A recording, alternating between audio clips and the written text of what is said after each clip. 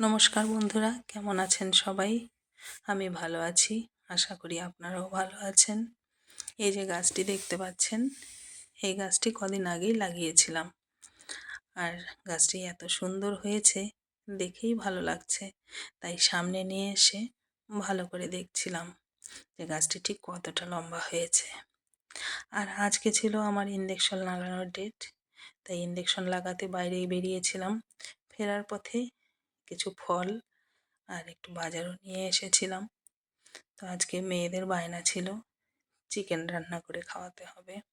সকালে তো আন্টি রান্না করে দিয়ে চলে গেছে, তো এবার চিকেনটা আমাকে রান্না করতে হবে।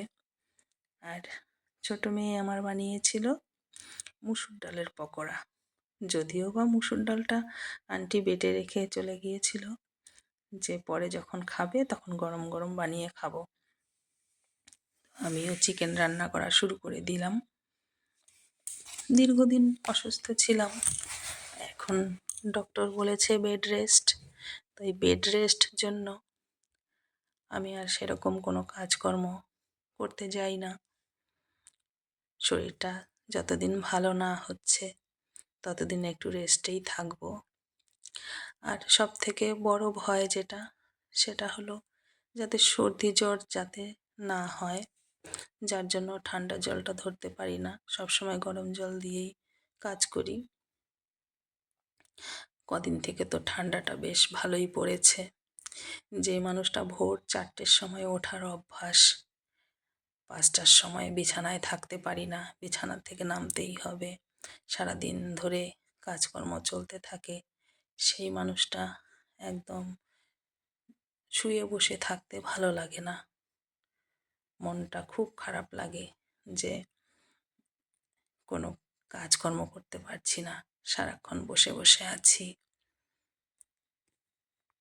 তবুও একটা মনে শান্তি যে অনেক দিন বাড়ির বাইরে ছিলাম অসুস্থ, এখন তো বাড়িতে আছি, বাচ্চাদের সাথে আছি। এটাই মনে একটা সবথেকে বড় শান্তি। এটা ভেবেই ভালো লাগে যে এখন বাড়িতে আছি, বাড়ির বাইরে অনেক দিন থাকতে থাকতে মনটা এতটাই খারাপ হয়ে গিয়েছিল, বলার মতন নয়।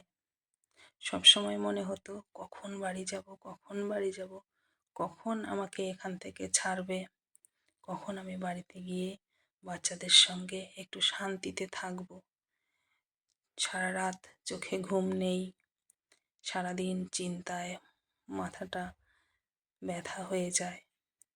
শুধু এই কথাটাই ভাবতে থাকি যে আমি কবে বাড়ি যাব। এখন বাড়িতে এসেছি, বাচ্চাদের সঙ্গে আছি, ভালো আছি।